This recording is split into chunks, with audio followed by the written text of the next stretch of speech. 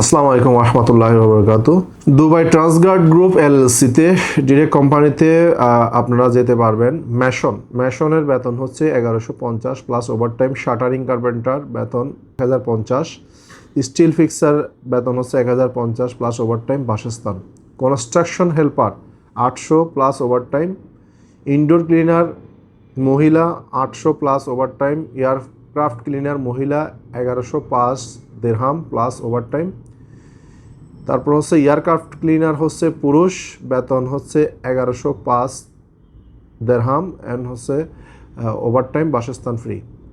Cargo loader 885, বাসস্থান free, overtime. তো Transguard গ্রুপে যারা যাবেন, ট্রান্সগার্ড গ্রুপে ইন্টারভিউ চলমান আছে।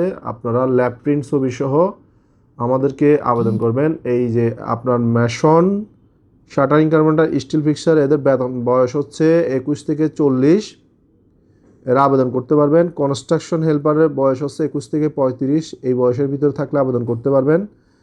ইনডোর মহিলা ক্লিনার, ওনাদের বয়স হচ্ছে 21 থেকে 35। এয়ারক্রাফট ক্লিনারের মহিলার বয়স হচ্ছে 21 থেকে 35। এয়ারক্রাফট ক্লিনার পুরুষের বয়স হচ্ছে 21 থেকে 35 এবং কার্গো লোডারের বয়স হচ্ছে 21 থেকে 35। এবং বেসিক টুকটাক হালকা ইংরেজি জানতে হবে, টুকটাক ইংরেজি বা নিজের সম্পর্কে বা কোনো কিছু দিলে পড়তে জানতে হবে। খরচ মোটামুটি তুলনামূলক হারে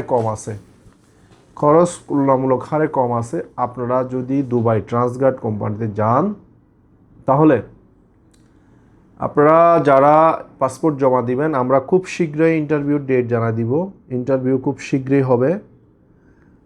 পাসপোর্টগুলো জমা দিবেন, মূল পাসপোর্টগুলো জমা দিবেন। জমা দেওয়ার পরে আমরা ইন্টারভিউর দিন আপনাকে কল করে জানাই দিব। ইন্টারভিউ হলে তখন আপনারা সরাসরি ইন্টারভিউতে অংশগ্রহণ করতে পারবেন এবং অংশগ্রহণ করলে 1 থেকে 1.5 মাস, সর্বোচ্চ 2 মাসের ভিতর ভিসা হবে ইনশাআল্লাহ।